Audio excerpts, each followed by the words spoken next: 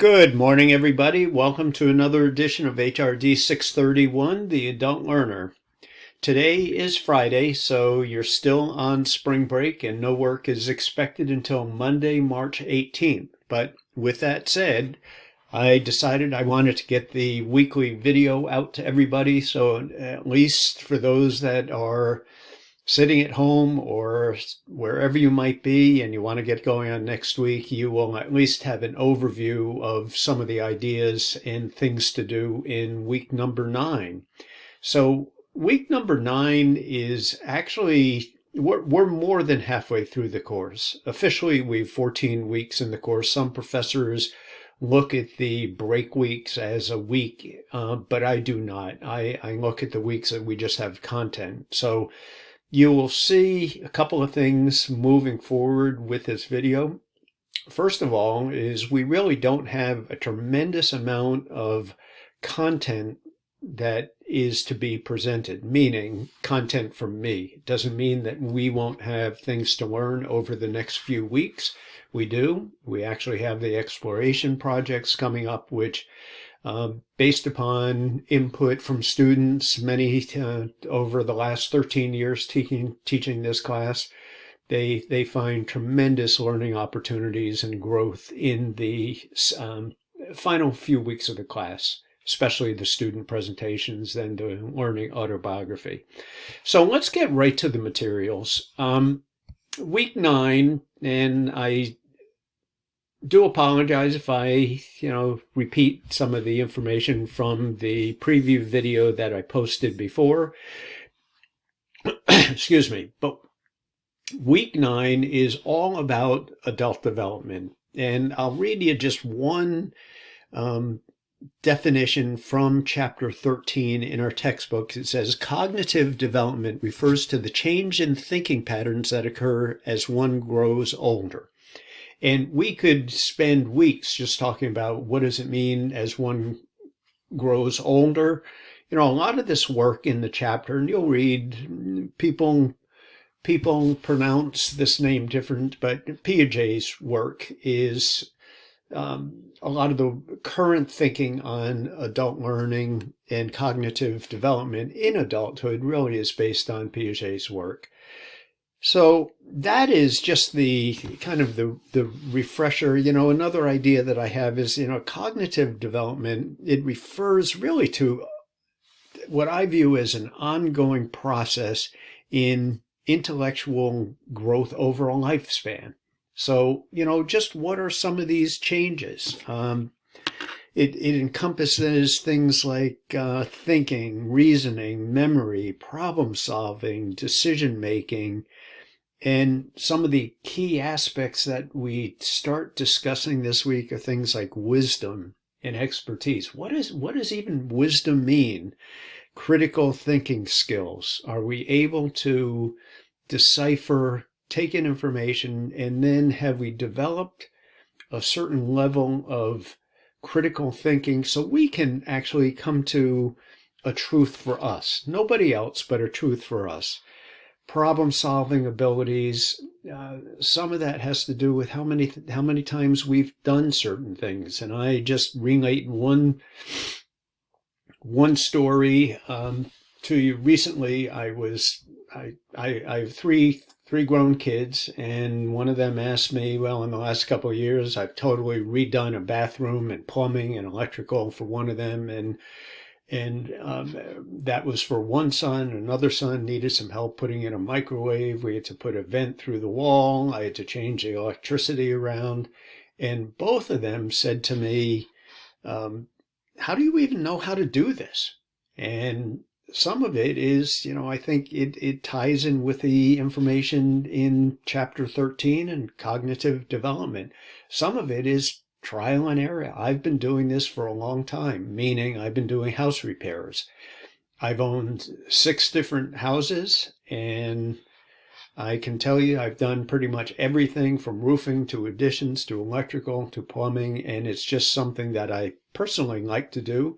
And I don't like to spend money on anybody else doing it if I can do it. And so both of my sons said, how did you learn how to do this? And some of it ties in with what we're learning about this week. It's trial and error, but it's also years.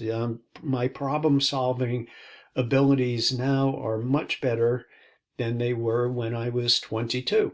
And it gets back to, one of the tenets of adult learning is that, people learn by doing. And I can tell you many things I've done wrong. Memory and learning, that's a big factor in this chapter. Functioning, how do we function? How do we move forward? The social cognition and this whole idea we start exploring in not a great amount of depth, but emotional intelligence. And as you know, this is not your IQ score. This is more social type. Social, how do you adapt in various situations? So that's what we're going to be looking at this week. And I will just walk you through the materials that we have at hand. So I think I'll keep this preview of the week in there. I will put the regular video in. I said it will be posted by Sunday, but I'm posting it sooner. Read chapter 13, Perry's scheme, take a look at that, and then select one of the books. So this is a repeat from the final from week number 8. If you haven't read that, I suggest you circle back and pick one of these and read it. You'll see once we get to the discussion forum, there's nothing particular that you have options. So if you don't want to talk about one of these books, there's 2 other options this week. Have a YouTube video on Perry's scheme, and then I do want to mention the Exploration Project Annotated Bib and Learning Organizer, and I'll show you after I get through the nuts and the bolts. Excuse me. So Exploration Project presentations. These are in weeks 12, 13, and 14. And I'm still working on, quite frankly, week number 11. Right now, on Monday, we start week number 9, then we go into 10, and I'm still working on week number 11. The debate that I'm having internally is, should we just put a pause to any new content and have that as a work week so everybody can work on their exploration projects, meaning getting going on that? But more to come on that. Then we have a poll where you can actually sign up to present, and I can tell you, I'll show you who's already signed up. Once again, we have a video, and then the assignments coming up. These are due next Sunday. We have the Annotated Bibliography and Learning Organizer.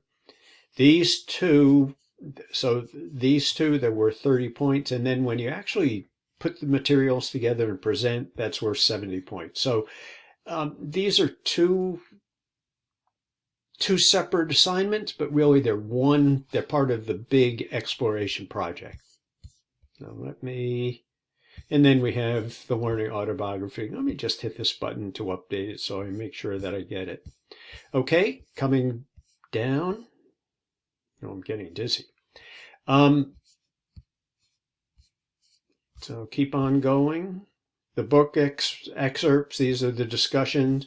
Have a video on the Annotated Bib and Learning Autobiography. There's some samples in here, and I'll show you another place that there's samples. Week 10 preview. Materials. This is very brief introduction, learning objectives for the week. Now here's where you actually sign up to present. Now I'm going to click on this.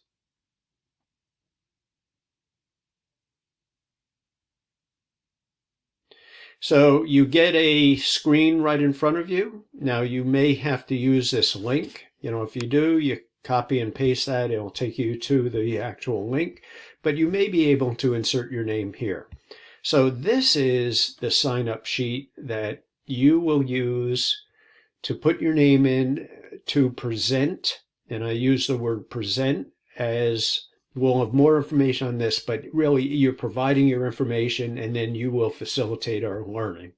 So this is, I might need to do some research on this. This is, you can see there's a few people, and there's 4 people out of our class that have already signed up. We have I take that back. I remember that, and I have to go back and correct.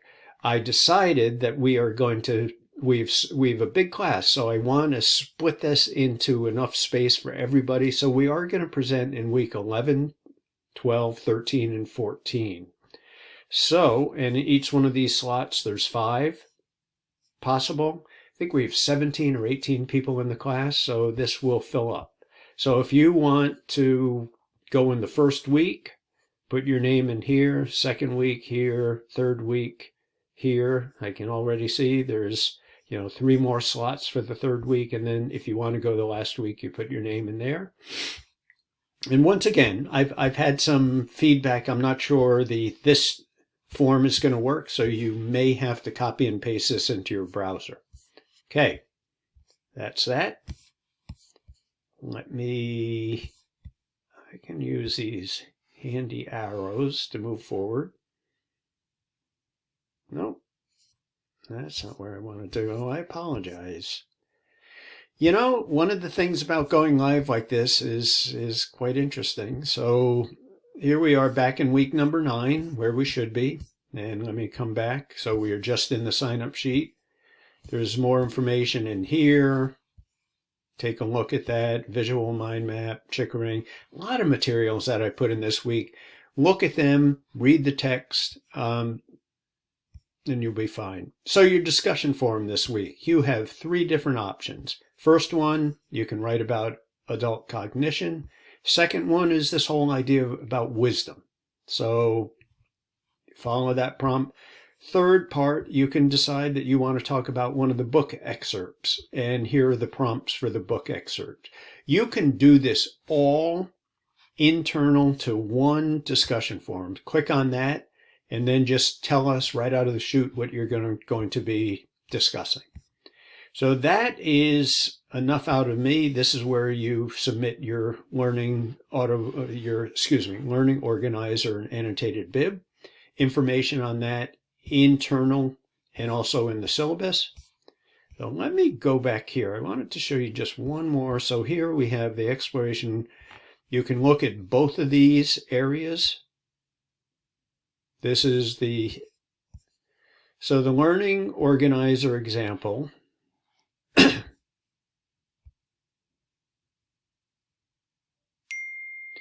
Okay, so this was one person's, this was their question. And like everything, I'd like your information put on here. This is actually what you're going to be using and posting. One of the things you'll be using and posting as part of your presentation. So here's an introduction to the module, a little background on the module. This module contains 5 resources. The final resource document, the recommendations that you access the module in the following order. So more information. This is more on the presentation, but this is an example of the learning organizer.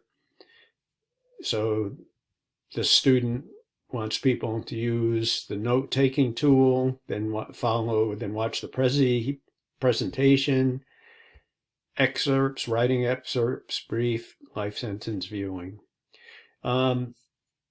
Basically walking us through what we are going to be doing in your module. This is your outline for putting together your presentation.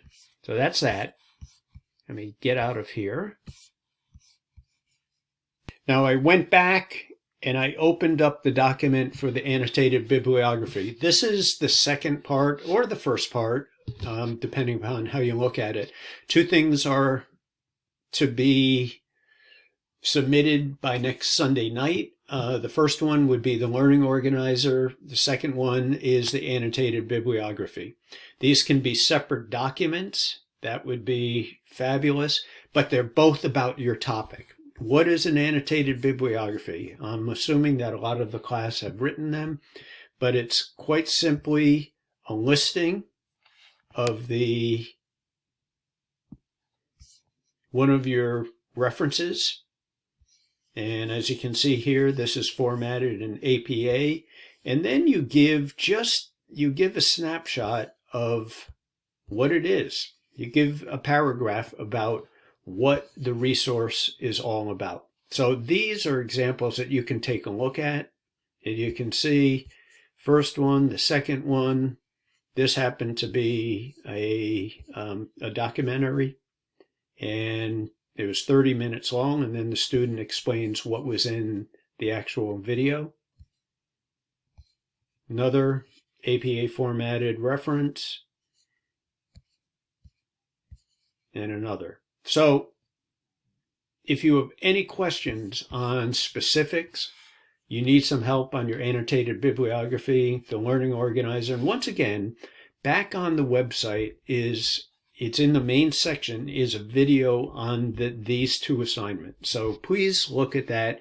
And in the meantime, if you have any questions, let me know. I do apologize for this being so long, but the videos are an opportunity for me to explain in a little more detail than the text. So you can always put me on 1.5 so you get me speaking quicker, and then you don't have to listen to 15 minutes or 16 minutes of me. Okay, everybody, hope you have a great week. Any questions, any comments, concerns, you need some help on annotated bib and the learning organizer, and let me know. Welcome back, and early welcome back from spring break, and I'll see everybody online. Bye.